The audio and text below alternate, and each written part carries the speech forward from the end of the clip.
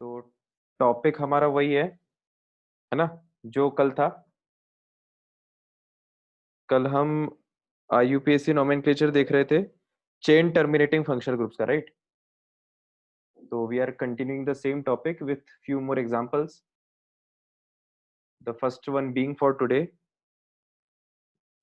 ये कंपाउंड। एक सेकेंड।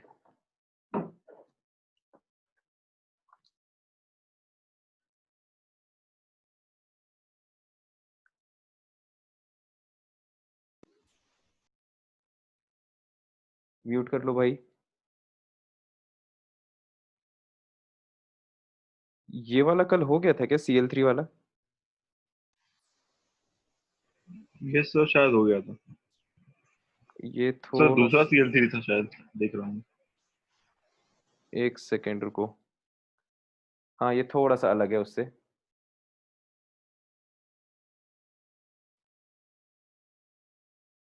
देखो, तो जैसे अपन को इस कंपाउंड की नेमिंग करनी है, ठीक है? तो इसमें, हाँ भाई, तो इसमें देखो, सबसे पहले प्रिंसिपल फंक्शनल ग्रुप कोई भी पहले हम मेन चेन डिसाइड करेंगे एज ऑलवेज। सबसे पहले we will look for principal functional group, जो कि कोई नहीं है यहाँ पे, मॉलिक्यूल में कोई भी फंक्शनल ग्रुप नहीं है। फिर अनसैचुरेशन की हम बात करेंगे, तो यहाँ पे बेंजीन में अनसैचुरेशन है, तो बेंजीन मेन चेन होना चाहिए। But the problem is, doubt ही हो जाएगा कि फिर हम इसको मेन चेन बनाए या इसको मेन चेन बनाए, क्योंकि प्रॉब्लम ये है कि दोनों बेंजीन एक जैसी हैं एकदम, है ना? इस बेंजीन के भी एक एक कार्बन जो है वो इस कार्बन से कनेक्टेड है, और सामने वाला कार्बन क्लोरीन से कनेक्टेड है। सिमिलरली इस बेंजीन का भी एक कार्बन इस कार्बन से कनेक्टेड है, और सामने वाला कार्बन क्लोरीन से कनेक्टेड है। मतलब दोनों ही बेंजीन एकदम आइडेंटिकल है, दोनों को हम डिस्टिंग्विश नहीं कर सकते।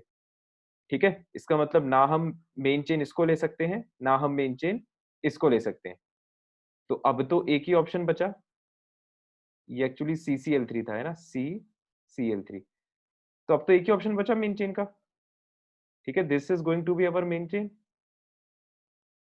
है ना? फिर बात आती है नंबरिंग की।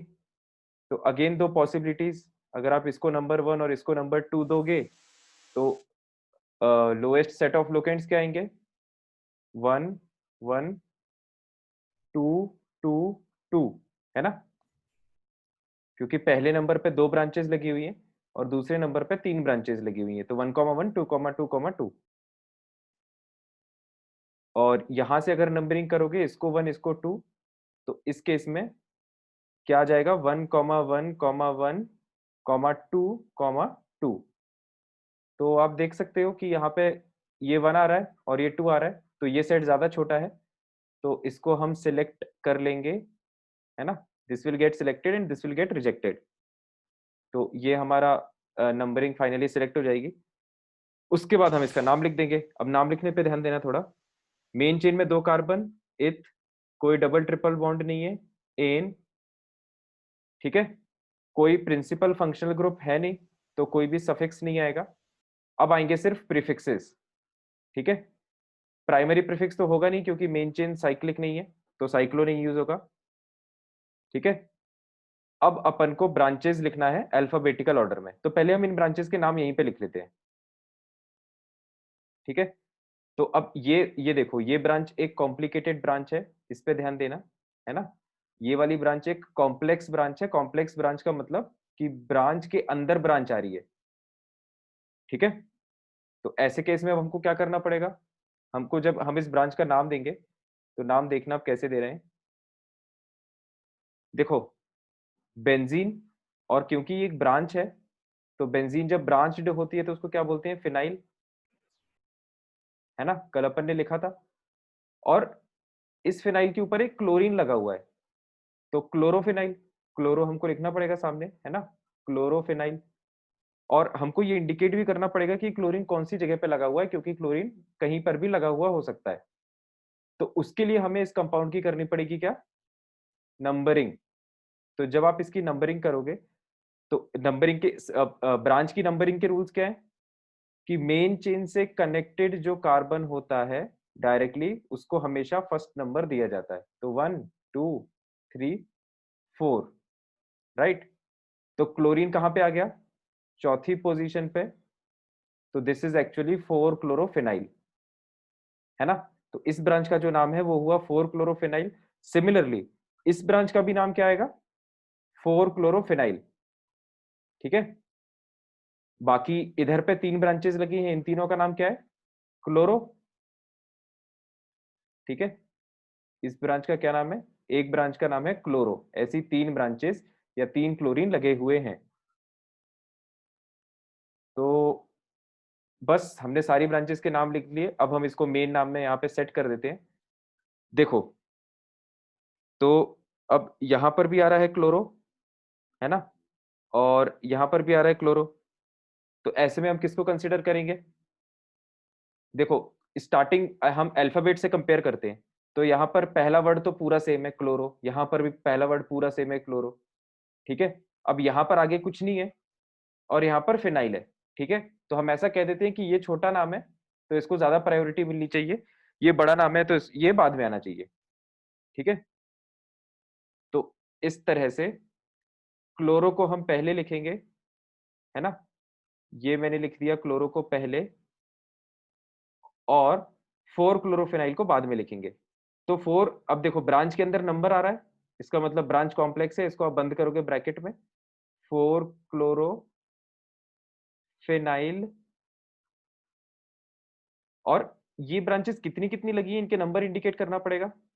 तो क्लोरीन कितना लगा हुआ है, क्लोरीन लगा हुआ है 3, और ये वाली ब्रांच कितनी लगी हुई है, 2, ठीक है।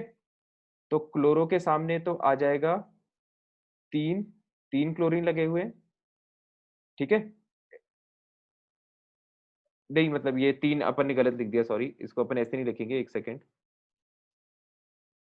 3 अपन ऐसे नहीं लिखते, अपन लिखते हैं tri chloro, right. We will write here tri, थोड़ी सी यहाँ जगह की कमी पड़ गई, एक मिनट रुको।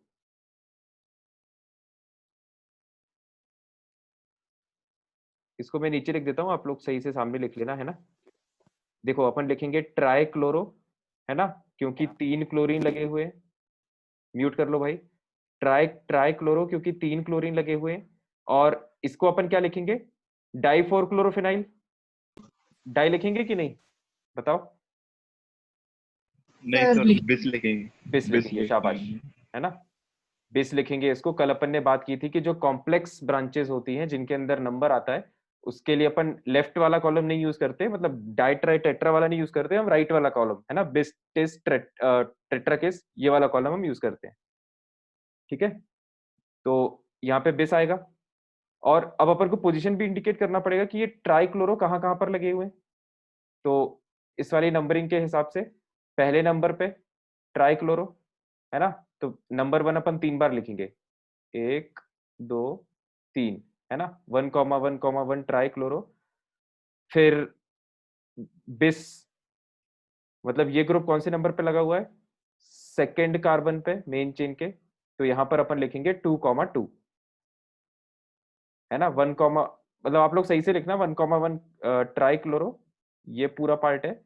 उसके बाद ये है 2,2 बिस 4 क्लोरोफिनाइल इथेन, ठीक है। मेरा थोड़ा सा ऊपर नीचे हो गया, आप लोग एक लाइन में लिखना। मैं फाइनली रिपीट कर देता हूँ, 1,1,1 ट्राई क्लोरो, 2,2 बिस 4 क्लोरोफिनाइल इथेन। कोई डाउट नहीं तो नहीं है इसमें किसी को, नो सर। ठीक है। अब अपन आगे बढ़ते हैं। देखो एक इंपॉर्टेंट केस जो अपन को पता होना चाहिए, वो आपको इस एग्जांपल से समझ में आ जाएगा, है ना। जैसे जैसे एक कंपाउंड ये है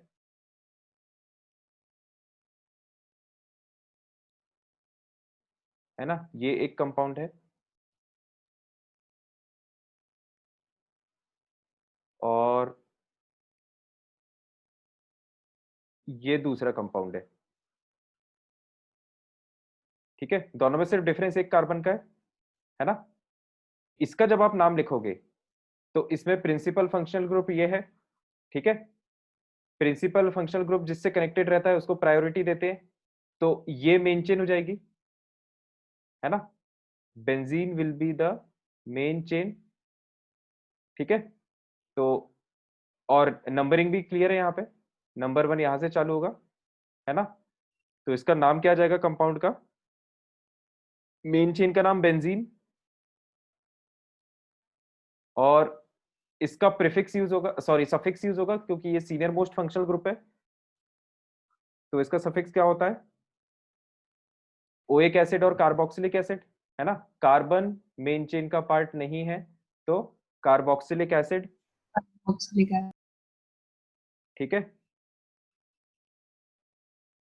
अब आप इसको कंपेयर करो इस एग्जांपल से, है ना। राइट साइड में अब आ जाओ, राइट साइड में देखो, प्रिंसिपल फंक्शनल ग्रुप इस कार्बन से कनेक्टेड है, तो ये मेन चेन हो गई, ठीक है।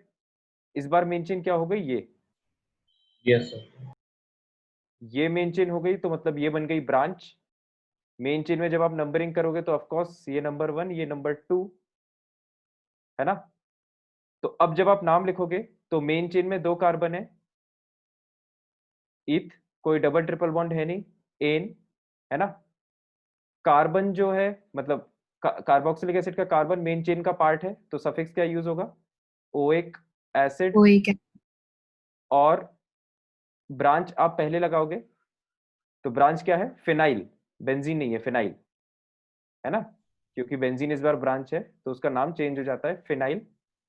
फिनाइल कौन यस सी पोजीशन पे लगा हुआ है वो इंडिकेट करना पड़ेगा, नंबर 2 पे। तो सेकंड पोजीशन पे फिनाइल इथेनोइक एसिड। तो आप यहाँ पे थोड़ा सा ध्यान दो, इस बात को पकड़ने की कोशिश करो कि देखो एक कार्बन हमने बीच में इंसर्ट कर दिया, उससे नाम में कितना ज्यादा चेंज हो गया, ठीक है। अब इसमें, सर। हाँ चंद्रमान पूछो। सर ऐसा भी तो हो सकता है कि सर अकेला उस कार्बन को मान ले अपन मेन चेन, बस वो एक हाँ ही बिल्कुल, कार्बन है बस। बिल्कुल मैं वही बात जस्ट बोलने ही वाला था, मतलब यही पॉइंट एम्फेसाइज करने के लिए मैंने ये एग्जांपल लिखवाया है कि जब इस तरह की सिचुएशन होगी ना, जैसे यहाँ पे एक जेन्युइन डाउट स्टूडेंट को ये आता है कि सर इसी को क्यों नहीं, अकेले को क्यों नहीं अपन मेन चेन ले लेते, उसमें क्या दिक्कत है, आप इसको मेन चेन ले लो, तो ये अकेला हो जाएगा, ये बन जाएगा मिथेनोइक एसिड, और यहाँ पर अपन वैसे ही लिख देंगे फिनाइल मिथेनोइक एसिड। तो ऐसे लॉजिकली बोलने में तो सही लग रहा है, लेकिन प्रॉब्लम ये कि आईयूपीएसी ने इसको रूल के फॉर्म में कैसे डिजाइन किया हुआ है कि इस तरह की जब भी सिचुएशन आएगी, है ना, किस तरह की सिचुएशन, कि साइक्लिक पार्ट के बाहर एक फंक्शनल ग्रुप लगा हो जिसमें कार्बन हो, ठीक है, ध्यान से सुनना, साइक्लिक पार्ट के जस्ट बाहर एक फंक्शनल ग्रुप लगा हो जिसमें कार्बन हो, तो अगर वो एकदम जस्ट बाहर लगा हुआ है तो फिर अपन उसका कार्बन मेन चेन में, मतलब उसको उसको सिंगल अपन मेन चेन में नहीं ले सकते, ठीक है। लेकिन अगर वो एक से ज्यादा है तो फिर अपन इसको मेन चेन में ले सकते हैं, है ना। सर एक डाउट, सर एक डाउट। हाँ एक एक करके पूछो, संकेत बताओ। हाँ सर, सर अगर 2-3 फंक्शनल ग्रुप है तो 2-3 फंक्शनल ग्रुप है जैसे, तो वो सब जूनियर हो जाएंगे ना, फिर भी मतलब सेम कंडीशन रहेगी। मतलब जैसे ईस्टर वगैरह है तब कह रहे हो क्या, हाँ तो उसका तो प्रीफिक्स अपन यूज करेंगे ना।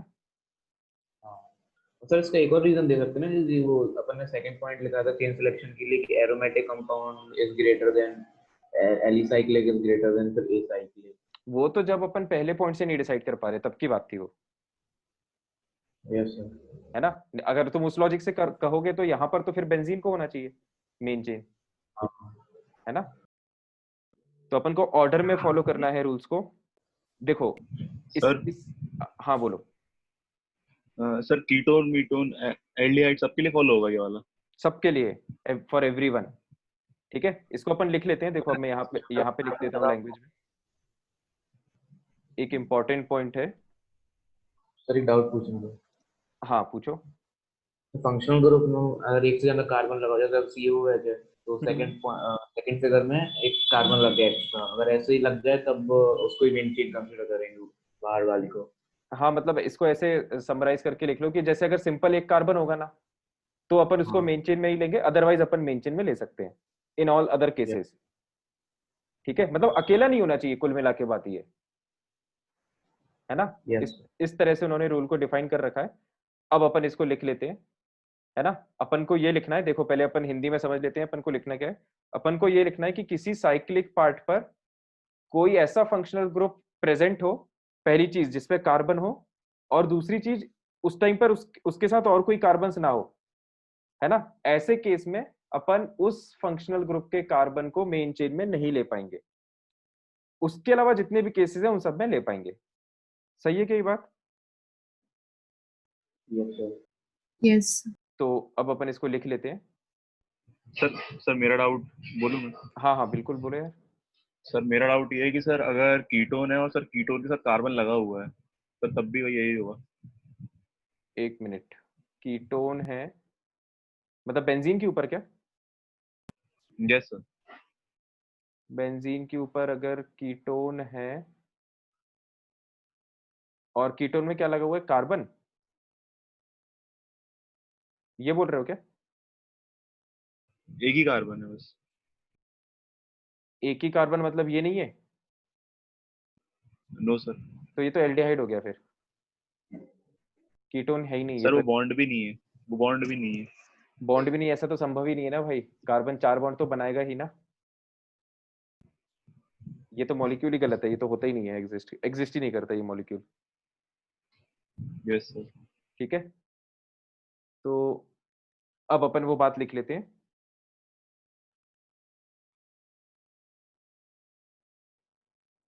तो वैसे फंक्शनल ग्रुप जो जिसमें कार्बन हो और जो साइक्लिक पार्ट से डायरेक्टली कनेक्टेड हो, है ना। The functional groups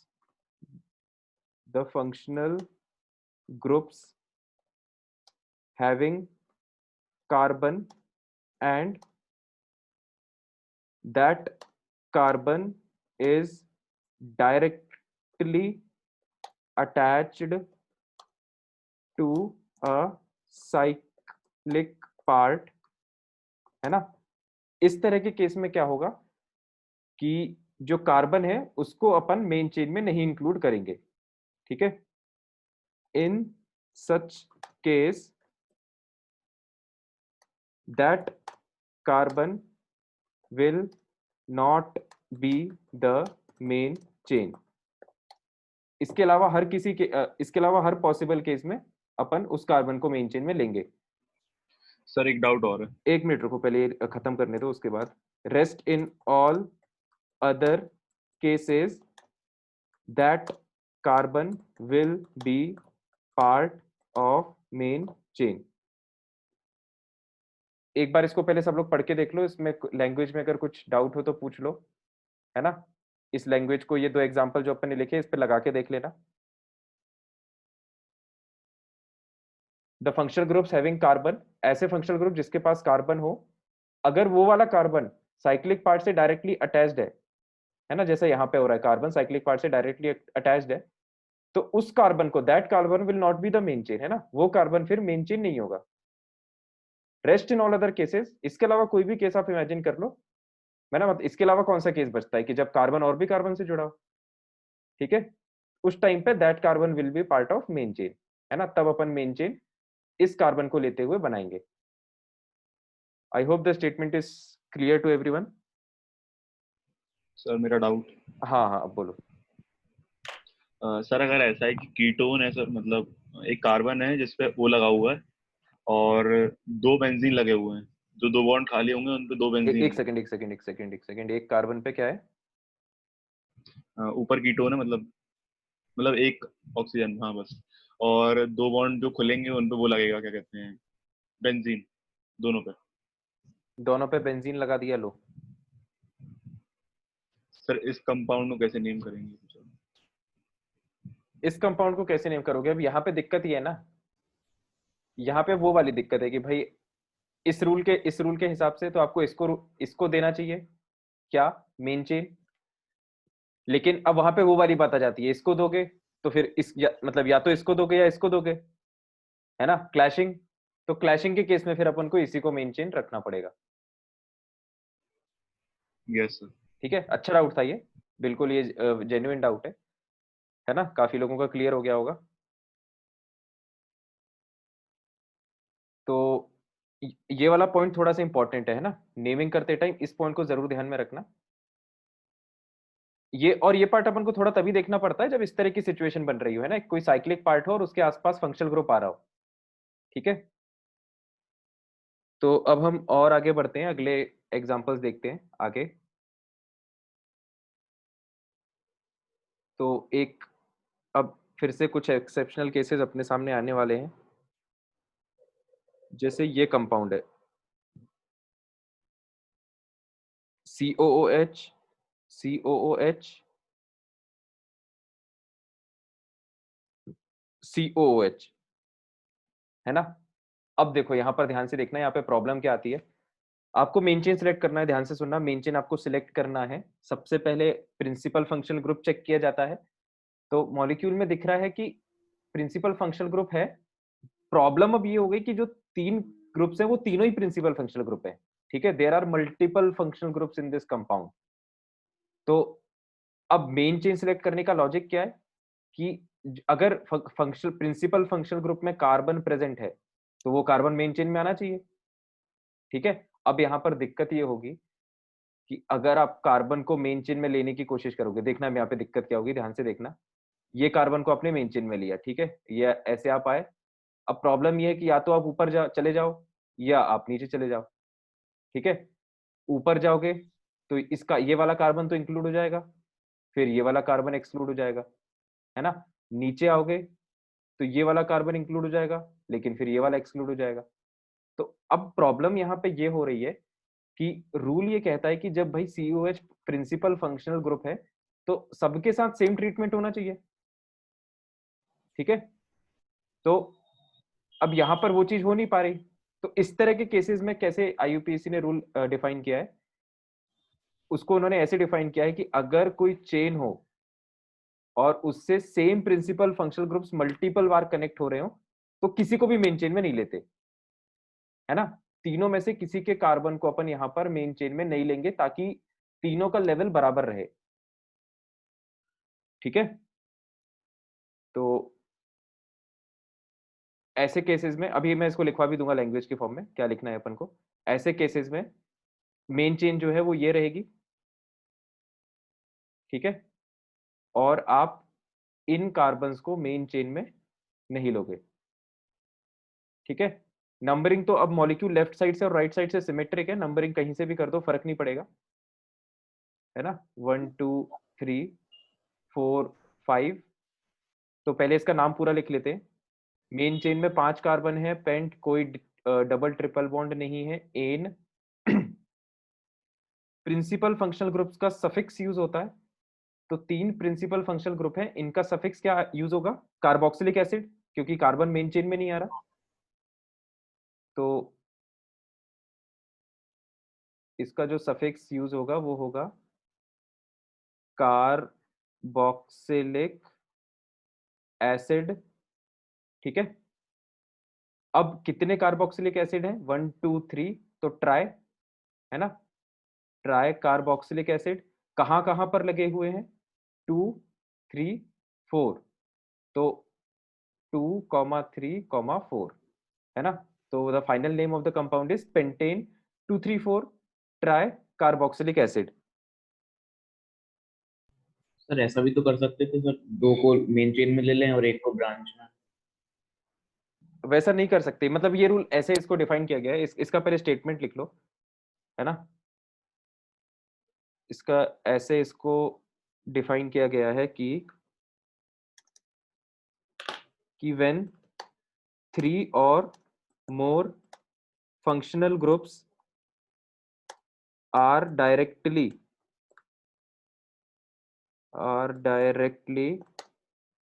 connected to main chain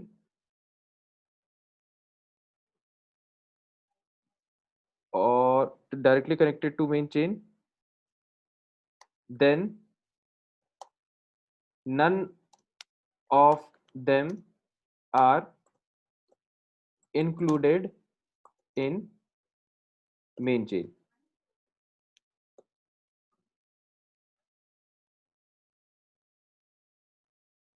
है ना। सर अगर दो होंगे तो एक जैसे दो में तो जैसे अपन दो फिर ले ही सकते हैं ना। कार्बोक्सिलिक एसिड है।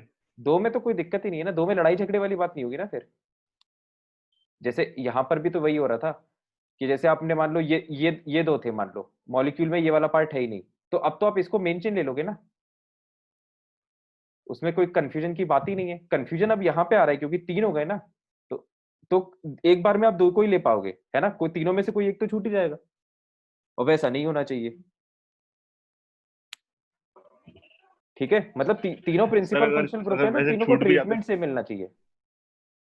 यस सर, अगर छूट भी आते सर वैसे भी वो एल्काइल ग्रुप बन जाते ना, मतलब कुछ एल्काइल ग्रुप बन जाते और कुछ का अपन वैसे जैसे कि, अच्छा कार्बोक्सिलिक एसिड का सर कोई प्रीफिक्स है क्या?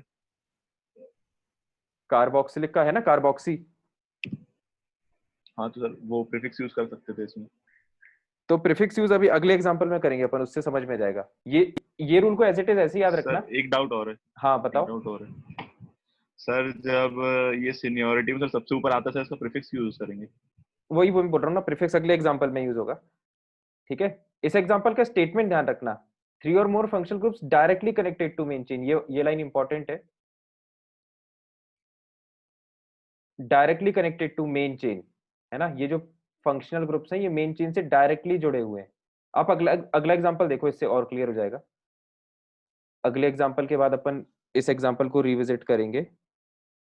अगला एग्जांपल ये है,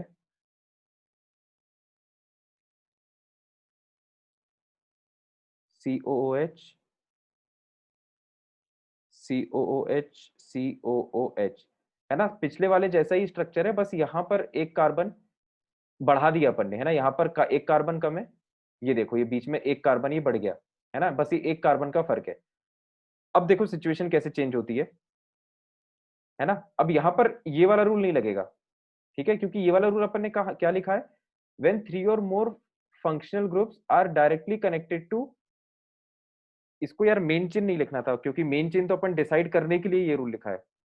ठीक है, ये थोड़ा सा अपन ने थोड़ा सा वर्ड और सही से लिख लेते हैं, this will not be main chain, this will be open chain.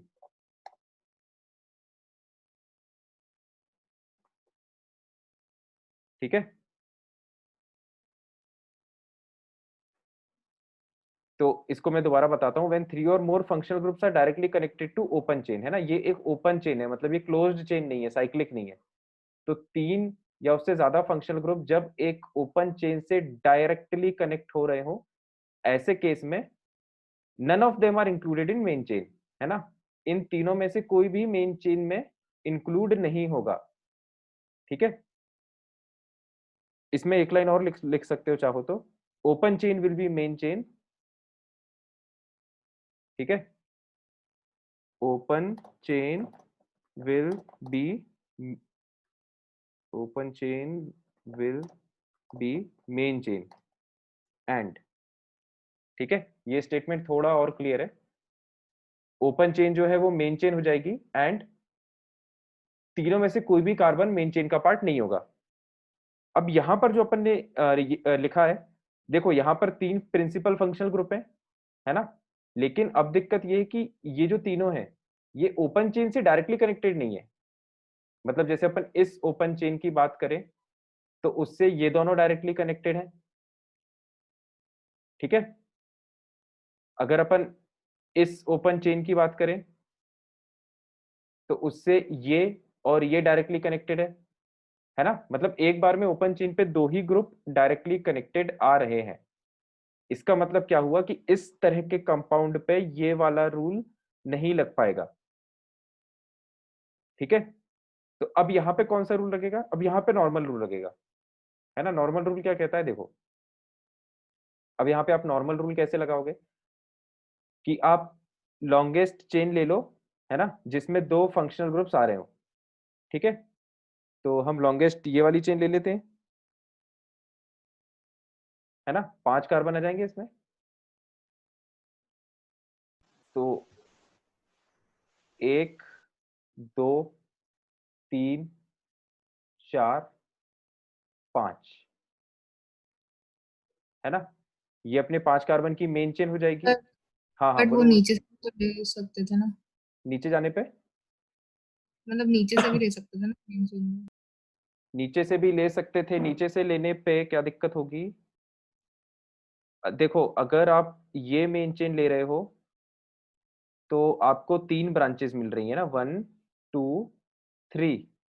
और अगर आप ये मेन चेन लेती तो आपको मिलती है 2 ब्रांचेस, है ना? Yes. वो मेन चेन के जो रूल्स अपन ने पढ़े ना, सबसे पहले देखो प्रिंसिपल फंक्शनल ग्रुप को प्रायोरिटी दो। देखो सबसे पहले प्रिंसिपल फंक्शनल ग्रुप को प्रायोरिटी दो, वो तो अपन ने दे, मतलब वो तो अपन दे ही रहे हैं, है ना? अपन ऐसी चेन सिलेक्ट कर रहे हैं जिसमें 2 कार्बन मेन चेन का पार्ट होंगे, जो कि बेस्ट पॉसिबल सिनेरियो है। फिर आप अनसैचुरेशन को प्रायोरिटी दो, जो कि है नहीं यहाँ पे, डबल बॉन्ड ट्रिपल बॉन्ड है नहीं, साइक्लिक एसाइक्लिक की बात यहाँ पे होगी नहीं क्योंकि साइक्लिक पार्ट है नहीं, ठीक है? फिर अपन बात करते हैं उसके बाद लेंथ की, है ना? तो लेंथ, तो अब ये भी 5 कार्बन की चेन है और यहां से अगर अपन नीचे चले जाते तो वो भी 5 कार्बन की चेन होती, तो लेंथ से भी नहीं डिसाइड हो रहा। अब लास्टली किससे डिसाइड, मतलब इसके बाद कौन सा पॉइंट आता है? Maximum substituents. ये वही अब मैं समराइज्ड चेन सिलेक्शन रूल्स मतलब हाईलाइट कर रहा हूँ, है ना? Yes. तो अब आप मैक्सिमम सब्स्टिट्यूएंट से देखोगे तो अब यहां से अगर आप देखोगे, है ना, इसको अगर मेन चेन सिलेक्ट करोगे तो आपको कितनी ब्रांचेस मिल रही हैं? आपको मिल रही है यहाँ पे 3 ब्रांचेस, है ना? और अगर आप एक सेकेंड, और अगर आप इसको मेन चेन सिलेक्ट करते हो, जो मैं ग्रीन कलर से हाईलाइट कर रहा हूं, तो ऐसे केस में आपको कितनी ब्रांचेस मिलेंगी? 2 ब्रांचेस, है ना? इसका मतलब ये हुआ कि मैक्सिमम सब्स्टिट्यूएंट रूल के बेसिस पे हमने टाई ब्रेक किया है और हमें पता चल गया है कि ये हमारी मेन चेन है ना? अच्छा डाउट था ये अपनी मेन चेन है, ये अपनी मेन चेन नहीं होगी, ठीक है? किसने पूछा था? पाखी क्लियर हो गया क्या? Yes. संकित क्या कह रहा है कि मैक्सिमम सब्स्टिट्यूएंट सर, पर इसमें नीचे वाले COH को क्यों नहीं ले रहे जैसा पिछले में था? जैसा पिछले में था, इसका ये रूल है ना संकेत, अभी वही तो बताया कि ओपन चेन से 3 फंक्शनल ग्रुप डायरेक्टली कनेक्ट होना चाहिए, यहाँ पे डायरेक्टली नहीं कनेक्ट हो रहे ना। जैसे मान लो ये एक ओपन चेन है, उससे ये ग्रुप और ये ग्रुप डायरेक्टली कनेक्टेड है, ये वाला थोड़ी ना डायरेक्टली कनेक्टेड है, ये तो बीच में कार्बन आ गया ना एक, ठीक है? तो इसलिए इसमें प्रीवियस रूल एप्लीकेबल नहीं है। तो बस इसमें जब प्रीवियस रूल एप्लीकेबल नहीं है मतलब ये एक्सेप्शनल केस है ही नहीं, तो इसको अपन ने नॉर्मल केस की तरह डील किया है। मेन चेन डिसाइड कर ली, नंबरिंग तो आप किसी भी साइड से कर दो, है ना? मॉलिक्यूल सिमेट्रिक है, लेफ्ट और राइट साइड से एक जैसा दिख रहा है, किसी भी साइड से नंबरिंग कर दो, 1 2 3 4 5, नाम लिख दो, 5 मतलब 5 कार्बन, कोई डबल ट्रिपल बॉन्ड है नहीं, ठीक है? तो देखो ये आ रहे हैं मेन चेन में, है ना? तो इनके लिए यूज होगा सफिक्स, ठीक है? ये चीज मैं यहाँ पे लिख देता हूँ, ये थोड़ी इंपॉर्टेंट है। ये क्योंकि मेन चेन में आ रहे हैं, they are the part of main chain, तो इनके लिए यूज होगा सफिक्स। और इसको ब्रांच की तरह ट्रीटमेंट मिल रहा है ना? ये जब मेन चेन है तो ये तो ब्रांच हो गई, तो COH is the part of a branch now, तो इसके लिए क्या यूज होगा यहाँ पे? प्रीफिक्स, है ना? ये one of the rare cases है जहां पर COH का प्रीफिक्स भी यूज हो जाता है, ठीक है? तो बस अब अपन इसको नाम लिख देते हैं इसका पूरा, ठीक है? पेंटेन, इन दोनों का आपको सफिक्स यूज करना है, कार्बन मेन चेन का पार्ट है तो ओएक एसिड, ठीक है? दो लिखे हुए हैं मतलब डाई ओएक एसिड, कौन कौन से नंबर पर है? 1,5, ठीक है? ये तो सफिक्स खत्म हो गए, ब्रांचेस अपन को लिखना पड़ेगा। तो इसके लिए 3 ब्रांचेस जो है, मैं तीनों का नाम लिख देता हूं क्योंकि अल्फाबेटिकल ऑर्डर में जमाना होता है। ये ब्रांच है मिथाइल, ये ब्रांच अगेन क्या है? मिथाइल, और ये वाली जो ब्रांच है पूरी, ठीक है? अब ये थोड़ी सी अपन को कॉम्प्लिकेट टाइप की ब्रांच लग रही है, 2 कार्बन है इसमें, तो इसमें नंबरिंग कर दो। ब्रांच का वो कार्बन जो मेन चेन से डायरेक्टली कनेक्टेड है वो हमेशा पहले नंबर पे आता है, तो ये दूसरे नंबर पे आएगा। तो इस ब्रांच का नाम क्या हो जाएगा? अब और इसका अपन को प्रीफिक्स यूज करना है ना?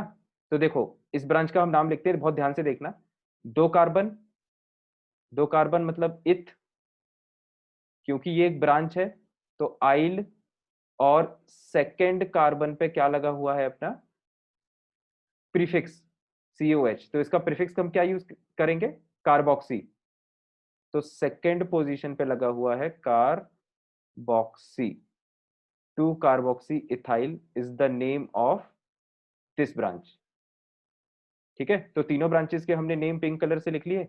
बस सब इनको जमा देते हैं, अल्फाबेटिकल ऑर्डर में जमा दो। तो M और C है ना, तो C M के पहले आता है, तो यहां पर अपन लिखेंगे 2 कार्बोक्सी मिथाइल, 2 कार्बोक्सी इथाइल, है ना। फिर इसके बाद अपन लिखेंगे, अब मिथाइल कितने आ रहे हैं? 2 आ रहे हैं, मिथाइल और मिथाइल, तो अपन लिख देंगे डाई मिथाइल, है ना। शॉर्ट में अपन लिखेंगे डाई मिथाइल, क्योंकि 2 मिथाइल है, और कौन कौन सी पोजीशंस पे है वो इंडिकेट कर देंगे। तो कहाँ कहाँ पर आ रहे हैं डाई मिथाइल? एक तो आ रहा है 2 पे, और दूसरा आ रहा है 4 पे। तो वी विल राइट 2,4। ठीक है, तो फाइनली जो इसका नाम है ना, थोड़ा सा ऊपर नीचे हो गया, आप लोग सही से एकदम लाइन से लिख लेना जमा के। 2 carboxy ethyl 2,4 di methyl pentane 1,5 dioic acid, है ना। यहाँ पर एक, सर हाँ इसका नंबर नहीं देंगे क्या? हाँ हाँ, वो एक गलती हो गई अपन से। ये जो ब्रांच है ये कौन से नंबर पे लगी हुई है वो अपन ने इंडिकेट ही नहीं किया। 3rd नंबर पे लगी हुई है ना, तो यहाँ पर ब्रैकेट के बाहर 3 और लिख लेना। थोड़ा सा आगे पीछे हो गया, आप लोग एकदम सही से लिखना सीक्वेंस में। 3rd पोजीशन पे ये ब्रांच लगी हुई है, तो 3 ब्रैकेट में 2 carboxy ethyl bracket close 2,4 dimethyl pentane 1,5 dioic acid.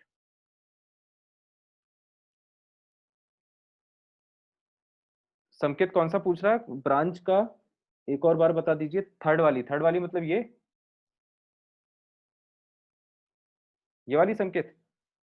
इसमें कुछ नहीं है ब्रांच, मतलब किस पोर्शन में डाउट है तुम्हें, नेमिंग में या नंबरिंग में? नेमिंग में, एक मिनट। तो पहली बात तो भाई COH ब्रांच में आ रहा है, मेन चेन का पार्ट है नहीं, तो इसका प्रीफिक्स यूज होगा, ये इंपॉर्टेंट है ना। बाकी तो हर चीज का नाम वैसे ही लिखा जाता है। 2 कार्बन है तो 2 कार्बन अपन को इंडिकेट करने पड़ेंगे, इसके लिए अपन ने इथ लगा दिया पहले, है ना। और ये ब्रांच है तो इसमें YL तो आएगा ही, ठीक है, तो इथाइल हो गया। फिर सेकेंड पोजीशन पे लगा हुआ है ये ग्रुप, तो इसको अपन को इंडिकेट करना पड़ेगा ना कि सेकेंड पोजीशन पे कौन सा ग्रुप लगा हुआ है, तो इसलिए अपन ने लिखा है सेकेंड पोजीशन पे carboxy. Yes sir, naming and numbering में एक COH पर क्यों नहीं आया? एक COH पर इसलिए नहीं आएगा क्योंकि ब्रांचेस की नंबरिंग का रूल एक ही है ना। ब्रांचेस की नंबरिंग के रूल में अपन को बिल्कुल दिमाग नहीं लगाना होता। ब्रांच जहां जहां से मेन चेन से जुड़ी हुई है उसको हमेशा एक नंबर दिया जाता है ना, हमेशा, ऑलवेज। ठीक है, जो अपन ने समराइज्ड रूल्स लिखे हैं वो मेन चेन की सिलेक्शन और मेन चेन की नंबरिंग के लिए है ना, ब्रांच की नेमिंग और ब्रांच की नंबरिंग के लिए नहीं है। ठीक है, तो बस ये अच्छा क्वेश्चन था, ये केस अच्छा है, थोड़ा सा इसको ध्यान रखना, है ना। इसको आप एक्सेप्शन टाइप से लिख सकते हो, ये थोड़ा सा एक एक्सेप्शनल बिहेवियर है ना। ये वाला जो केस है ये एक्सेप्शन है। एक्सेप्शन क्या है वो अपन ने यहाँ पे नोट में लिख रखा है। ठीक है, ये एक्सेप्शन नहीं है, इसका नाम तो अपन ने नॉर्मल रूल्स फॉलो करते हुए लिखा है, so this is not an exception. ठीक है, तो exceptions are very important chemistry, तो एक्सेप्शनल केसेस आपको अच्छे से अलग से ध्यान रहना चाहिए। ठीक है, अगली हेडिंग लिखो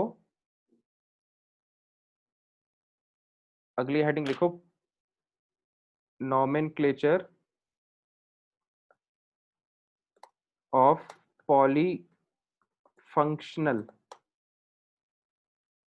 कंपाउंड्स, है ना। ये नई हेडिंग है, ऑल्दो ऐसे कंपाउंड्स भी अपन बहुत देख चुके हैं पहले एग्जांपल्स में, तो डायरेक्ट एग्जाम्पल पे आते हैं सीधे। जैसे ये कंपाउंड है सी सी सी सी सी, यहाँ पर है NH2, यहाँ पर है क्लोरीन, ध्यान से देखना समझ में आ जाएगा, और यहाँ पर है OH। ठीक है, क्वेश्चन ये कह रहा है कि नोमेनक्लेचर मतलब नामकरण हमको किसका करना है, पॉली फंक्शनल। पॉली मतलब मेनी, है ना, पॉली मतलब एक से ज्यादा, फंक्शनल मतलब फंक्शनल ग्रुप्स। तो ऐसे ऐसे कंपाउंड्स की नेमिंग जिसमें एक से ज्यादा टाइप के फंक्शनल ग्रुप्स हैं। ठीक है, तो अब यहाँ पे फंक्शनल ग्रुप कौन कौन से हैं, आइडेंटिफाई कर लो उनको, है ना। ये है अमीन, है ना, this is a functional group amine. ये है alcohol, this is a functional group, है ना। और ये एक फंक्शनल ग्रुप नहीं है, हेलोजेंस को अपन फंक्शनल ग्रुप नहीं कंसीडर करते, तो ये पॉली फंक्शनल ग्रुप कंपाउंड हो गया। ठीक है, तो भाई अब इसकी अपन को नंबरिंग करना है, मतलब मेन चेन सिलेक्ट करना है सबसे पहले तो, है ना। तो मेन चेन तो दिख रही है, मेन चेन में तो कोई डाउट ही नहीं है। ठीक है, मेन चेन हो गई अपनी ये, this is the main chain. Next बात आती है नंबरिंग की। नंबरिंग कहाँ से करें, तो अब अपन को इसमें पहले पता होना चाहिए कि जब दो फंक्शनल ग्रुप हैं तो प्रिंसिपल फंक्शनल ग्रुप कौन सा है। ठीक है, तो कौन सीनियर है, NH2 ज्यादा सीनियर है कि OH।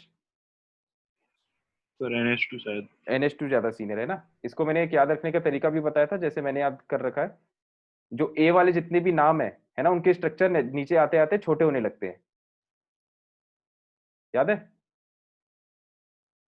एनहाइड्राइड का स्ट्रक्चर यस सर। सबसे बड़ा था, है ना, फिर एल्डिहाइड का और छोटा था,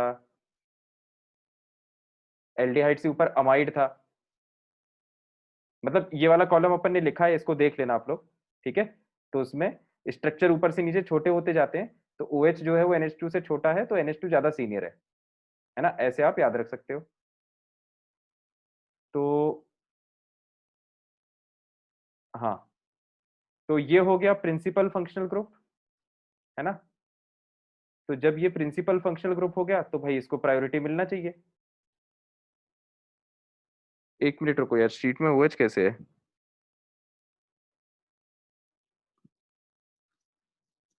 ये तो फिर गलत दिया होगा यार, शीट में OH दिया है, सही कह रहे हो तुम,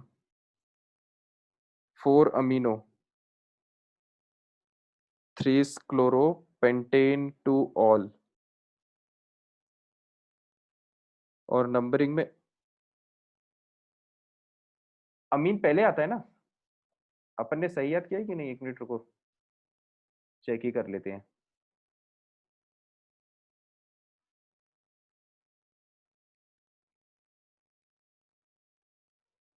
अमीन, अमीन अल्कोहल के नीचे आता है, अच्छा सही बात है यार। इसको अपन ने ऐसे याद किया था ना, मतलब मैंने उस टाइम पे बोला भी था, देखो मैं ही भूल गया इस बार। मैंने उस टाइम पे बोला भी था, ये लाइन मैंने बोली थी कि जनरली अपन को स्टार्टिंग का और एंड का याद रहता है, तो स्टार्टिंग में COH आता है और अमीन एंड में आता है ना। इसको आप ऐसे याद रख सकते हो। ठीक है, ये मैंने उस टाइम बोला भी था, वो अभी मेरे दिमाग से स्लिप हो गया। बाकी जो जितने भी ए से आ रहे हैं वो सब उस बात को फॉलो करते हैं कि स्ट्रक्चर ऊपर से नीचे छोटा होते जाएगा, बस वो बातें एंड में नहीं फॉलो हो पाती, तो इसलिए अपन ने एंड में अमीन को याद रख लिया था। ठीक है, याद आ रहा है किसी को अपनी ऐसी बात हुई थी,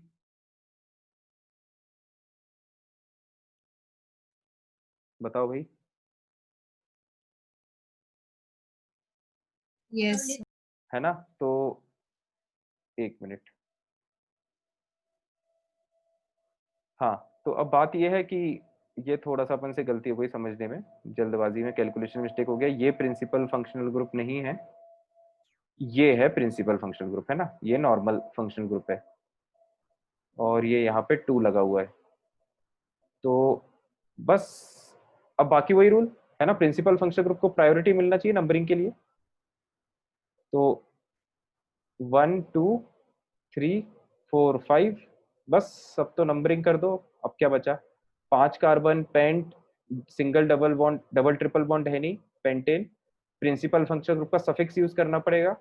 सेकेंड नंबर पे है ऑल, और बाकी सब ब्रांचेस हो जाएंगी, तो इनके प्रीफिक्सेस आ जाएंगे। इसका होता है प्रीफिक्स अमीनो, टेबल में लिखा लिखा हुआ है, और इसका होता है क्लोरो। बस अल्फाबेटिकल ऑर्डर में लिख दो, अमीनो, क्लोरो, है ना, और नंबर्स इंडिकेट कर दो चौथे पोजीशन पे, और ये आएगा अपना तीसरे पोजीशन पे।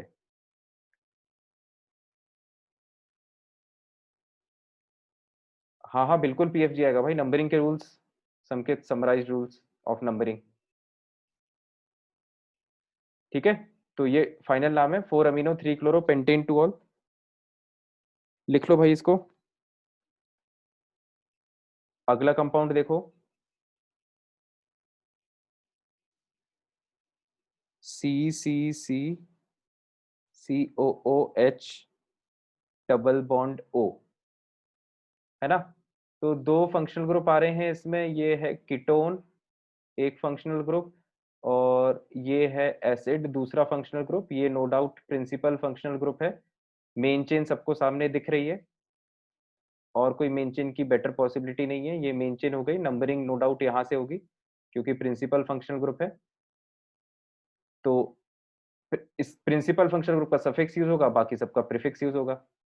ठीक है, तो इसका सफिक्स हो जाएगा ओइक एसिड क्योंकि कार्बन मेन चेन में है, और इसका प्रीफिक्स हो जाएगा क्या, ऑक्सो। को कीटोन के दो प्रीफिक्सेस होते हैं, ऑक्सो और कीटो, डिपेंडिंग ऑन कार्बन को मेन चेन में इंक्लूड करना है कि नहीं। ठीक है, बस नाम लिख देंगे, ब्यूटेन, ओइक एसिड, और ऑक्सो लगा हुआ है थर्ड पोजीशन पे। ठीक है, नोट कर लो इसको जल्दी। सर बोलो भाई। एल्डिहाइड के लिए भी ऑक्सो यूज कर सकते हैं क्या? एल्डिहाइड की करते ही है ऑक्सो यूज, लिखा ही है अपन ने सर ऑक्सो। दोनों के लिए सेम सेम कैसे? दोनों के लिए सेम सेम, उसमें क्या दिक्कत है, मतलब वो तो पोजीशन से समझ में आ सर जाता है ना। कंपाउंड जैसे पहचानने में वो लगेगा ना, डिफरेंस नहीं नहीं लगेगा। बिल्कुल नहीं लगेगा, बिल्कुल नहीं लगेगा, इसलिए नहीं लगेगा क्योंकि जैसे अगर यहाँ पे फोर ऑक्सो लिखा होता ना, फोर ऑक्सो का क्या मतलब है कि ये जो सी डबल बॉन्ड है वो यहाँ पे लगा हुआ है, तो अगर वो यहाँ पे लगा हुआ है मतलब वो ऑटोमेटिकली एल्डिहाइड है। अगर डबल बॉन्ड लास्ट कार्बन पे है तो वो तो एल्डिहाइड हो गया ना, क्योंकि यस सर। अगर डबल बॉन्ड लास्ट कार्बन पे है इसका मतलब वो एल्डिहाइड हो गया, क्योंकि एक तरफ से हाइड्रोजन है, क्योंकि लास्ट कार्बन है। तो ये जो स्ट्रक्चर होता है C double bond O H, ये तो एल्डिहाइड का होता है ना, इसीलिए कंफ्यूजन नहीं होता, मतलब ऑटोमेटिक समझ में आ जाता है कि वो कीटोन होगा कि एल्डिहाइड होगा पोजीशन से। समझ रहे हो चंद्रभान? Yes sir. संकेत क्या पूछ रहे हैं कि सर एल्डिहाइड में फॉर्माइल को कब यूज करते हैं, जब कार्बन मेन चेन का पार्ट ना हो तब। हाँ बिल्कुल, कार्बन मेन चेन का पार्ट नहीं हो तब। तो और देखो,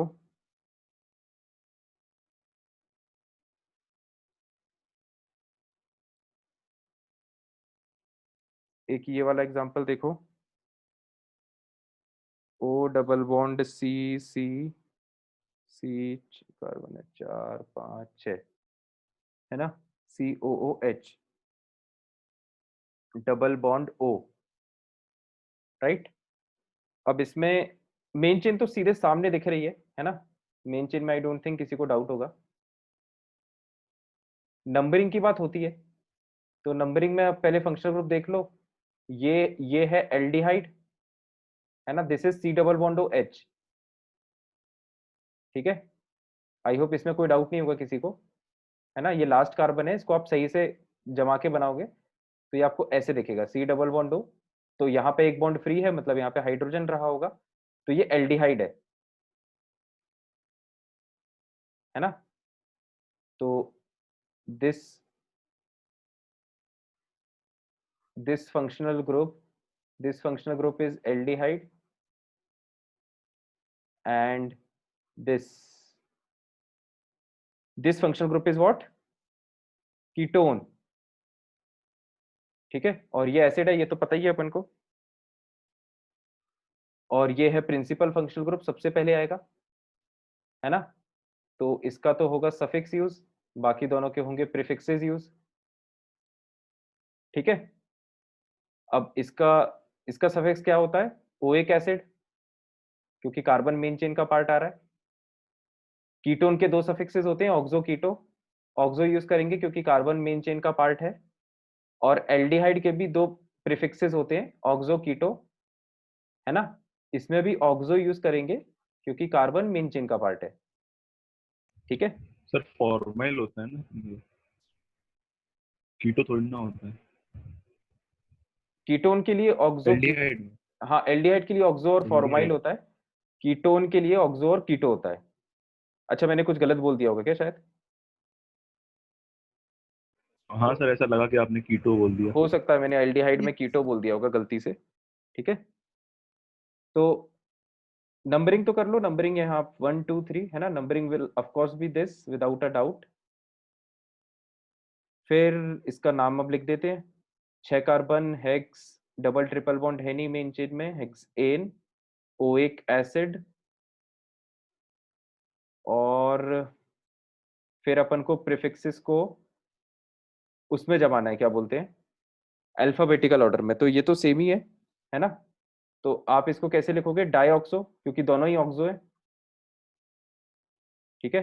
तो यू विल राइट इट डाईऑक्सो। और नंबर्स कहाँ कहाँ पर है वो इंडिकेट कर दो। तो 3 पे है एक तो, और दूसरा 6 पे है ना। 3 और 6 इस पे लगा है ऑक्सो। ठीक है, हेक्सेनोइक एसिड। कोई डाउट तो नहीं है इसमें?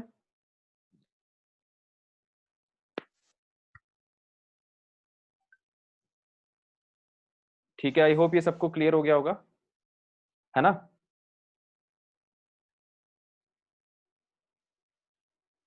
वैसे जो 90% क्वेश्चंस आते हैं वो आपको स्ट्रक्चर दिया रहता है, उसका नाम पूछते हैं, है ना। कुछ क्वेश्चंस उल्टे भी आते हैं, जैसे नाम से आपको स्ट्रक्चर बनाना हो। नाम से स्ट्रक्चर बनाना हमेशा बहुत आसान रहता है। अगर आपने स्ट्रक्चर से नाम बनाना अच्छे से सीखा है तो नाम से स्ट्रक्चर बनाना आपसे बन ही जाएगा। ठीक है। तो संकेत क्या कह रहा है कि वो साइक्लिक के एग्जांपल करा दी। साइक्लिक के एग्जांपल भी आएंगे यार उसमें, एरोमेटिक कंपाउंड्स में आएंगे, और है ना, तब देख लेंगे अपन। फिर और देखो आगे, जैसे एक कंपाउंड ये है एन सी सी सी सी सी सी एन। ठीक है, ये भी अगेन पॉलीफंक्शनल कंपाउंड है ना। ये भी साइनाइड है, ये भी साइनाइड है। यही सीनियर फंक्शनल ग्रुप है। ये वाला क्वेश्चन तो खैर बहुत आसान है ना। ये भी मेन चेन का पार्ट होगा, ये भी मेन चेन का पार्ट होगा। तो ये बन गई मेन चेन। नंबरिंग इस साइड से भी कर सकते हो, इस साइड से भी कर सकते हो। लेफ्ट साइड से करोगे क्योंकि लेफ्ट साइड से आपको मिथाइल जो ब्रांच है वो पास में पड़ेगी। ठीक है, गुदागादी मत करो भाई। मिथाइल जो ब्रांच है वो पास में पड़ेगी। तो बस अब इनके नाम लिख दो। 5 कार्बन पेंट एन,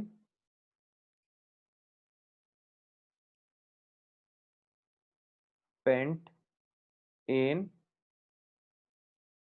फिर कार्बन जो है वो मेन चेन का पार्ट है तो नाइट्राइल, है ना। नाइट्राइल सफिक्स यूज होता है। कितने नाइट्राइल है? 2। तो डाई नाइट्राइल कहाँ कहाँ पर लगे हैं? 1,5 पोजीशन पे। और जो ब्रांच है उसको भी अपन को लिखना पड़ेगा, तो सेकंड नंबर पे मिथाइल, है ना। ये वाला सिंपल था, 2 मिथाइल पेंटेन 1,5 डाई नाइट्राइल। ठीक है, अगला कंपाउंड देखते हैं। अगला वाला थोड़ा और अच्छा है, सी सी सी। इसमें है 6, 4 5 6। हाँ संकेत बताओ, एनहाइड्राइड का प्रीफिक्स क्यों नहीं होता? एनहाइड्राइड का प्रीफिक्स, एनहाइड्राइड जो है वो, एनहाइड्राइड का प्रीफिक्स तुम बनाओगे एनहाइड्राइड का प्रीफिक्स, एक सेकेंड रुको।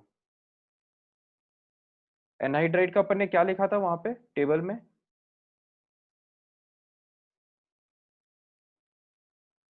क्यों संकित, टेबल में उसका क्या नाम लिखा था, याद है? बताओ।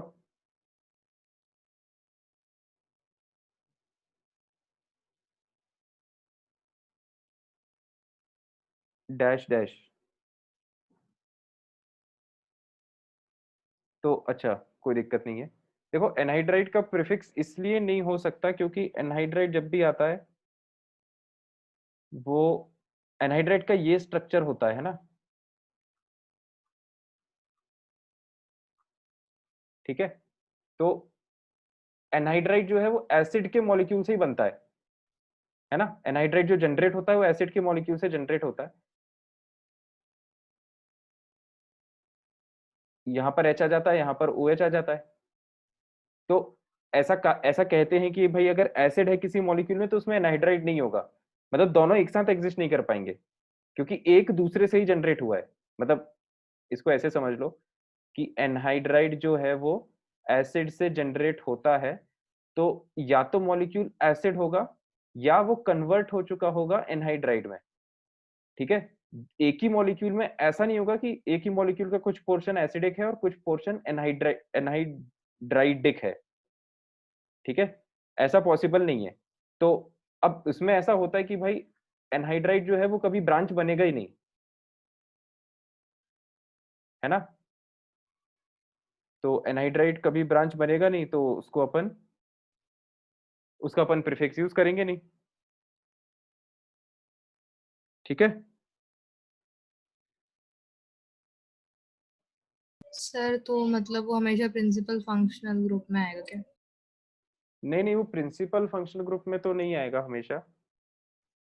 इसका यार, जब एनहाइड्राइड होता है ना तो इसके साथ कोई और फंक्शनल ग्रुप होता नहीं है, मतलब प्रॉब्लम ये है। ये तुम लोग चाहो तो एनहाइड्राइड में लिख सकते हो, है ना? एनहाइड्राइड जब भी आएगा वो मॉलिक्यूल में कंपाउंड में अकेले होगा, उसके साथ कोई फंक्शनल ग्रुप नहीं होगा।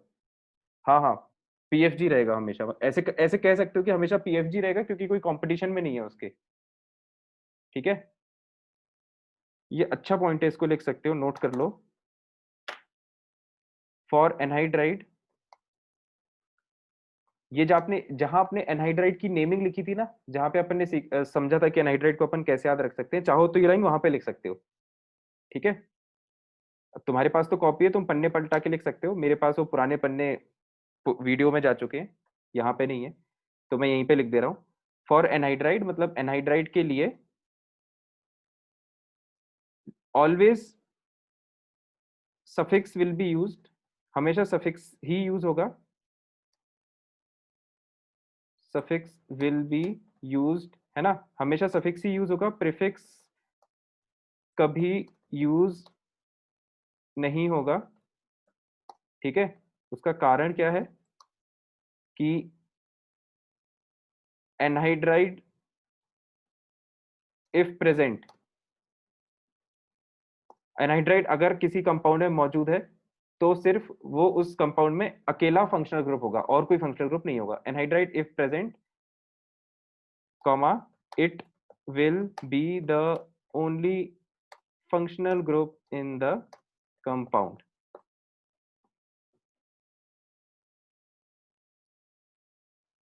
R की जगह वही हाइड्रोकार्बन चेन, है ना? ठीक है, बात समझ में आ गई? R की जगह लगा सकते हैं ना दूसरा फंक्शनल ग्रुप जैसे COH, मतलब दूसरे मॉलिक्यूल्स के लिए वो बात सही है, लेकिन यहाँ पे नहीं लगाते अपन एनहाइड्राइड के लिए, ठीक है?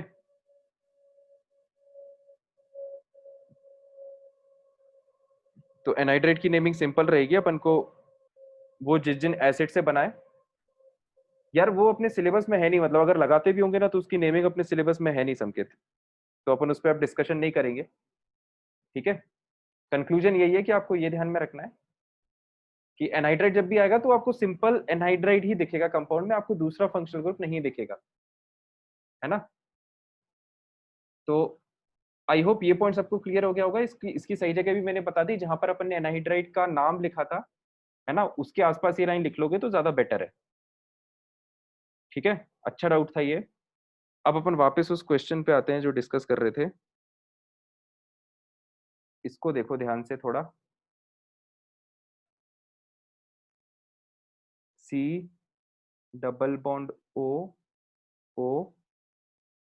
C2H5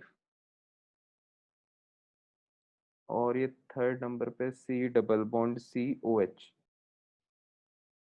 ठीक है, इस कंपाउंड को देखते हैं। देखो सबसे पहले फंक्शनल ग्रुप्स आइडेंटिफाई कर लेते हैं, क्योंकि सारी कहानी इसी से शुरुआत होती है। तो ये तो फंक्शनल ग्रुप है ना।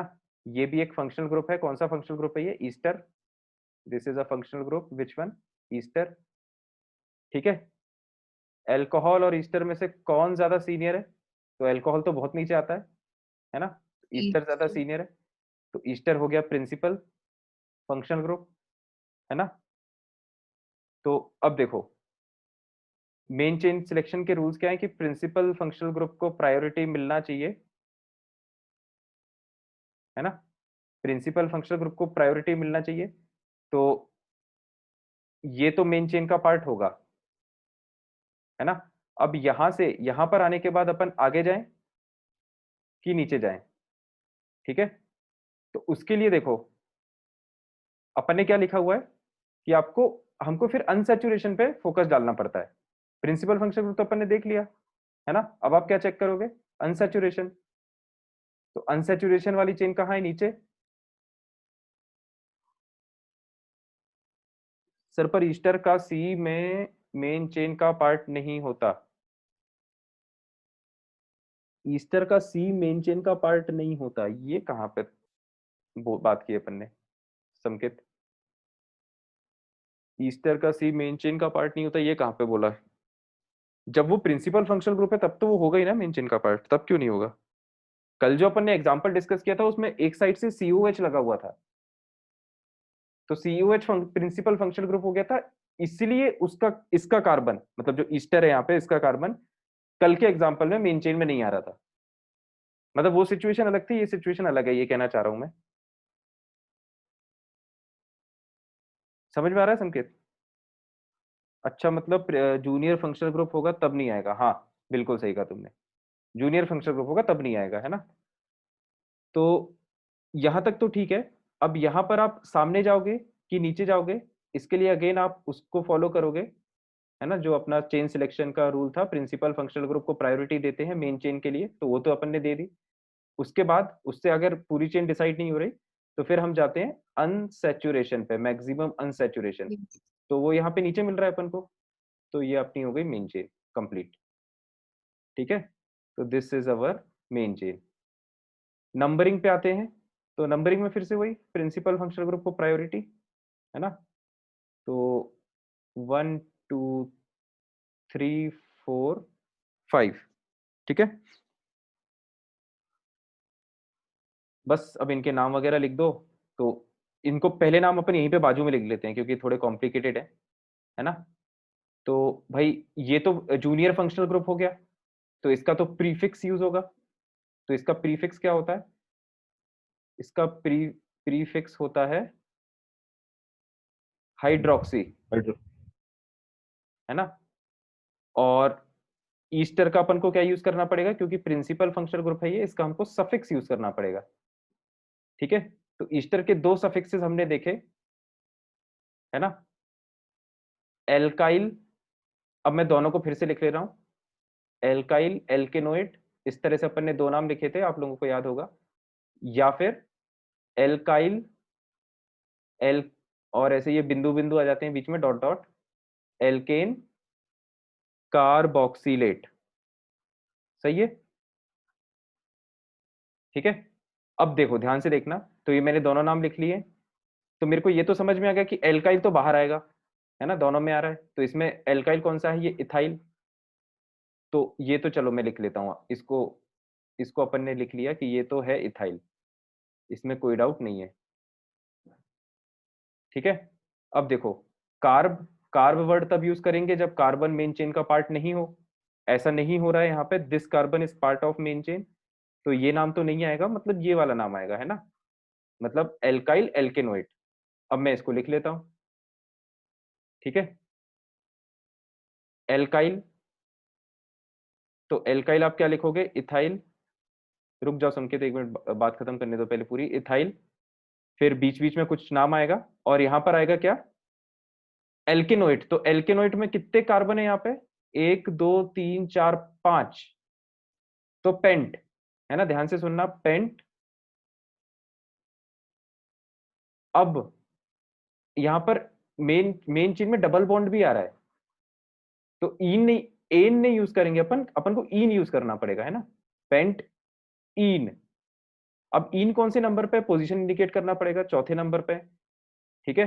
पेंट फॉर ईन O8, है ना, O8 सफिक्स यूज होता है जब कार्बन मेन चेन का पार्ट हो, ठीक है। तो पेंट फॉर ईन O8, है ना, ये इसका नाम हो गया, और इथाइल ये इसका नाम हो गया। तो ये अपन ने ईस्टर को तो पूरा सेट कर दिया, अब अपन बाकी चीजें सेट कर देते हैं। तो अब कौन सी ब्रांच बच रही है, देखो ये पूरी मेन चेन है, तो इसका मतलब ये पूरी ब्रांच है ना, ये पूरी हो गई अपनी ब्रांच। अब ये है कॉम्प्लेक्स ब्रांच, तो इसका नाम पहले लिखते हैं, ठीक है, फिर अपन उसको ऐड कर देंगे। तो देखो, ब्रांच जहां से मेन चेन से कनेक्टेड है उसको पहला नंबर मिलता है, ठीक है। तो इस ब्रांच का नाम क्या होगा, थर्ड पोजीशन पर हाइड्रोक्सी प्रोपाइल, है ना, प्रीफिक्स हाइड्रोक्सी यूज हुआ है, तो ब्रांच का नाम क्या हो गया अपना, थर्ड पोजीशन पे हाइड्रोक्सी प्रोपाइल,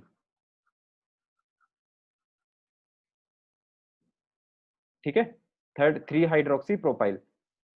तो ये इस ब्रांच का नाम हो गया। और कोई ब्रांच है क्या मॉलिक्यूल में, और कोई ब्रांच है नहीं, ठीक है। तो बस अब इस ब्रांच को यहाँ पे लिख दो नीचे, 3 हाइड्रोक्सी प्रोपाइल, और क्योंकि ये कॉम्प्लेक्स ब्रांच है तो ब्रैकेट में बंद करो पहले तो इसको, है ना। और ये ब्रांच मेन चेन से के कौन से कार्बन से जुड़ी है, थर्ड कार्बन से, तो ये नंबर हमको इंडिकेट लास्टली करना पड़ेगा, है ना। तो थर्ड नंबर पे 3 हाइड्रोक्सी प्रोपाइल पेंट 4 संकेत, जो तुम पूछ रहे थे कि इथॉक्सी, इथॉक्सी नहीं होगा क्योंकि इथॉक्सी प्रीफिक्स होता है इसका, ईस्टर का प्रीफिक्स होता है एल्कोक्सी, है ना।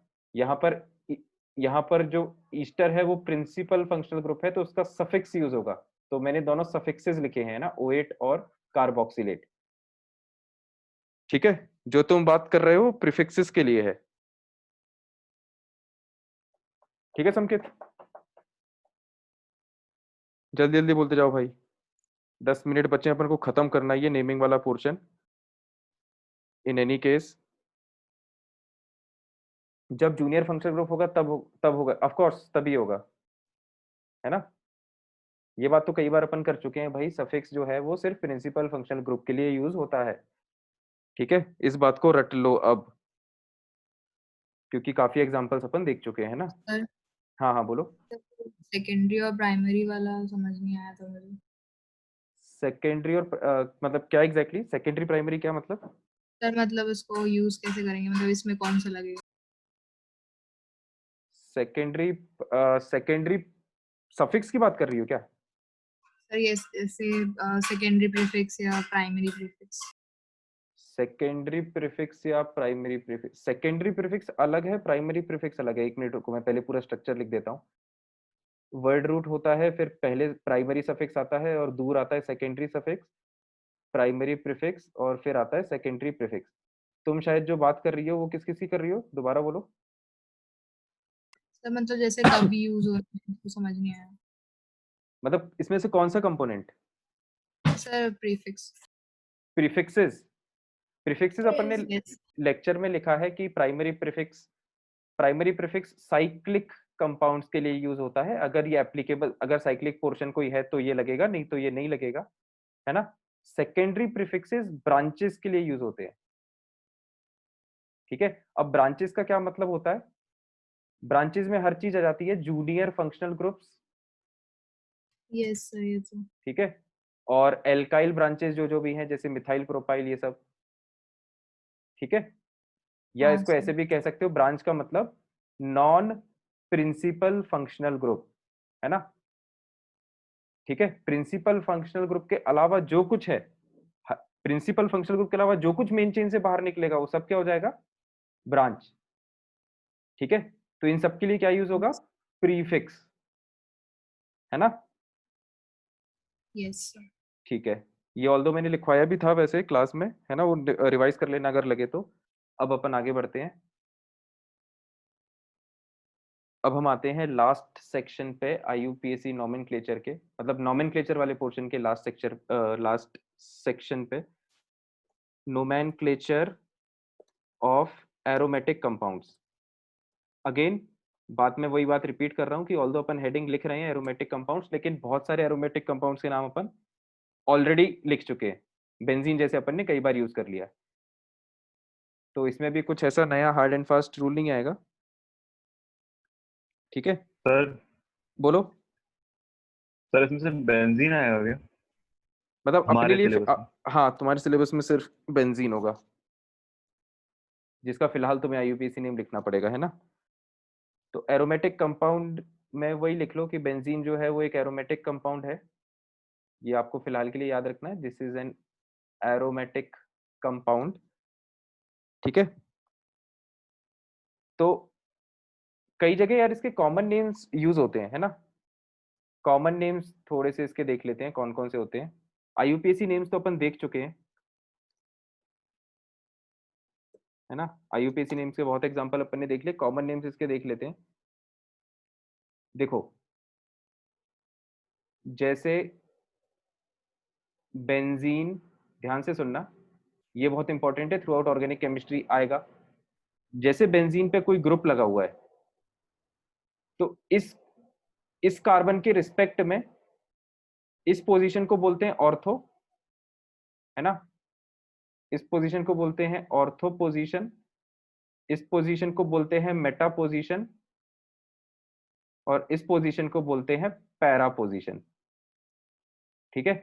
इसको आसान भाषा में ऐसे समझ सकते हो कि जैसे ग्रुप अगर यहां पर बैठ गया, तो इसके बगल में अगर कोई ग्रुप आएगा तो हम बोलेंगे कि दोनों में ऑर्थो का रिलेशन है, मतलब दोनों एक दूसरे के अगल बगल में है, ऐसे समझ लो। एक छोड़ के एक जगह एक मतलब एक छोड़ के यहाँ पर अगर कोई ग्रुप अटैच होता है, तो हम बोलेंगे कि दोनों ग्रुप में कैसा रिलेशन है, दोनों बगल के बगल में बैठे हैं, है ना। मतलब दोनों एक दूसरे से मेटा पोजीशन पे हैं। और अगर दोनों ग्रुप्स आमने सामने लगे हुए हैं, तो हम बोलेंगे कि दोनों एक दूसरे के रिस्पेक्ट में पैरा पोजीशन पे हैं, ठीक है। तो ये पोजीशंस थोड़ी इंपॉर्टेंट है, ऑल्दो इसके अपन इतने कंपाउंड देखेंगे थ्रू आउट ऑर्गेनिक केमिस्ट्री की, ये तो मतलब वैसे याद हो जाती है। इस चैप्टर में सिर्फ बेंजीन आएगा, अगर जी ने अपनी पोजीशन चेंज की तो इनकी भी होगी, मतलब ये, हाँ जी ने इनकी, अरे मतलब ऐसा है, चेंज वेंज करने की बात कुछ नहीं है उसमें। देखो, अगर आपको कंपाउंड ऐसा दिख रहा है ना, जैसे मान लो ये कोई ग्रुप लगा है G1 और ये है G2, तो देखो अब इन दोनों में रिलेशन अगर पूछेगी दोनों की पोजीशन क्या है, तो हम बोलेंगे कि ये बगल वाली पोजीशन, ये बगल के बगल, और ये बगल के बगल के बगल, मतलब सामने सामने वाली पोजीशन, तो दोनों के बीच में कैसा रिलेशन है, पैरा।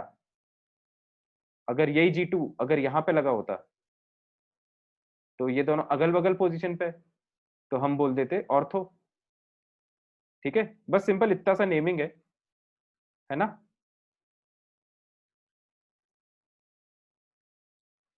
ठीक है, क्लियर हो गया संकित।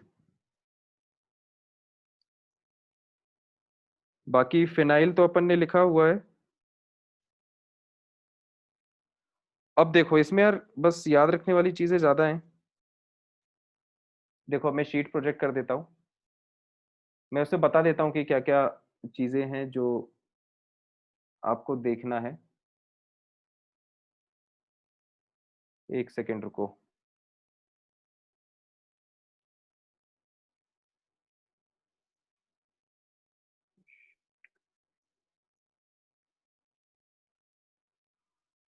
मुझे 2 मिनट दो यार, शीट कहीं मिसप्लेस हो गई, उसका टैब क्लोज हो गया, मैं दोबारा ओपन कर रहा हूँ।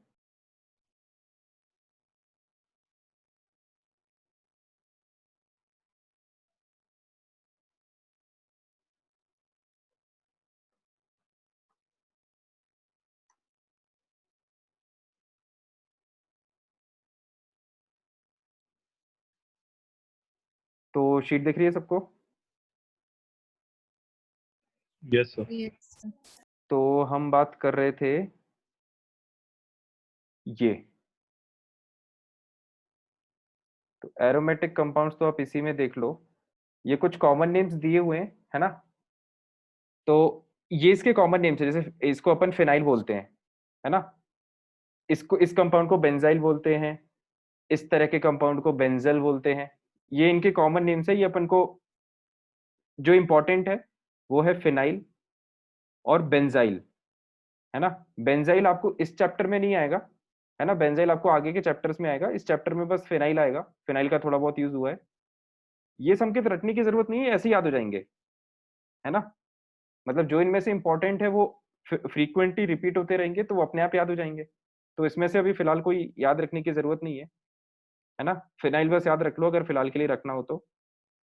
बाकी अब देखो यहाँ पर जो है वो बहुत सारे एग्जांपल्स दिए हुए हैं, है ना? ये यहाँ पर इनके कॉमन नेम दिए हुए हैं। कॉमन नेम तो कॉमन नेम है, मतलब वो तो रटने वाली बात है। आईयूपीएसी नेम वो अपन लॉजिकली लिख सकते हैं, जैसे मिथाइल बेंजीन, आईयूपीएसी के रूल्स लगा के, ठीक है? जैसे यहाँ पर इन्होंने ये 3 कंपाउंड्स हैं, देखो इसको इसको इसको ऑर्थो डाइमिथाइल बोला है, ओ डाइमिथाइल बेंजीन। ओ मतलब ऑर्थो, मतलब जो दोनों मिथाइल है वो, एक सेकेंड, जो दोनों मिथाइल है वो अगल बगल में है, ऑर्थो। तो ऑर्थो डाइमिथाइल बेंजीन, है ना? इसको आप ऑर्थो डाइमिथाइल भी लिख सकते हो, या फिर आप इसको 1,2 डाइमिथाइल भी लिख सकते हो, दोनों का मतलब एक ही है ना? इसको आप मेटा डाइमिथाइल लिख सकते हो, या फिर आप इसको 1,3 डाइमिथाइल भी लिख सकते हो, एक ही बात है, ठीक है? तो इस तरह से बहुत सारे, सर ग्रुप ई लेफ्ट में कोई, ई लेफ्ट में मतलब सर ग्रुप में लेफ्ट में कोई है तो,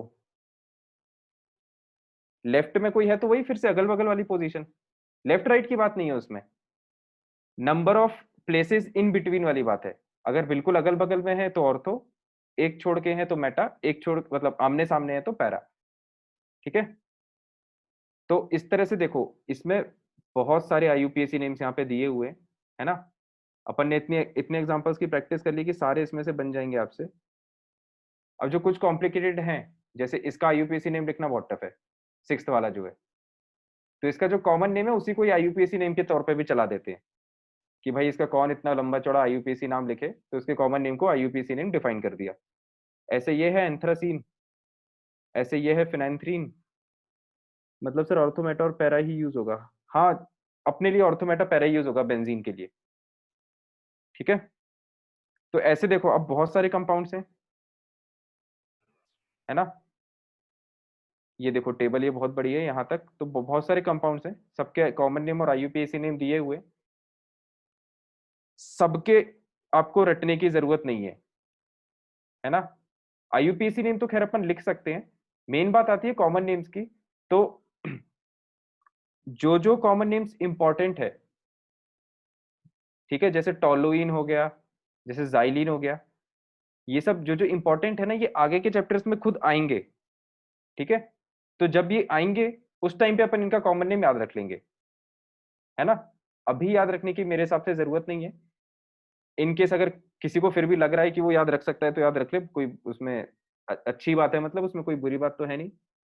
बाकी अभी जरूरत नहीं है याद रखने की, जब आप पूरी केमिस्ट्री पढ़ लोगे उसके बाद मैं बता दूंगा कि हाँ भाई अब ये कॉमन नेम्स हैं, अब तुम ये याद रख लो। तो उस टाइम ऐसा होगा कि भाई अपन इतनी बार पढ़ चुके होंगे कि आधे से ज्यादा तो वैसे ही याद हो जाएंगे, तो थोड़े बहुत फिर अपन को याद रखने रहेंगे, ठीक है? तो अभी के लिए जैसे कोई क्वेश्चन आता है उसमें कॉमन नेम पूछता है वो, तो तुम ये टेबल खोल लेना और उसमें से सर्च करके क्वेश्चन कर लेना, ठीक है? तो ये तो एक इम्पॉर्टेंट बात थी। हाँ, फिर यहाँ पर थोड़ा सा इम्पोर्टेंट पोर्शन है, ये आप इसको अपन उसमें लिख लेते हैं कॉपी में।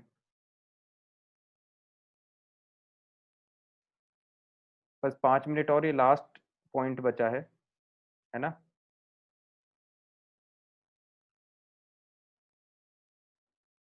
तो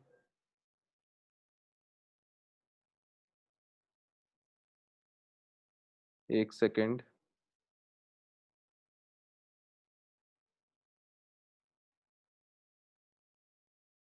तो ये एक जो सेक्शन है, अभी कितना टाइम है अपने पास? 5 मिनट एक्सटेंड कर सकते हैं कि नहीं बताओ? 5 या थोड़ा 10 मिनट भी हो सकता है। सर कल ही करें तो सही रहेगा मेरे हिसाब से। 10 मिनट कर सकते हैं ना, इतना मार्जिन है। नहीं हो मतलब अगर दिक्कत है तो बता दो, फिर वीडियो बना के डाल दूंगा, वीडियो देख लेना इसका 10 मिनट का। वैसे भी अपन मतलब कर सकते हैं, ठीक तो है। वीडियो डाल देना।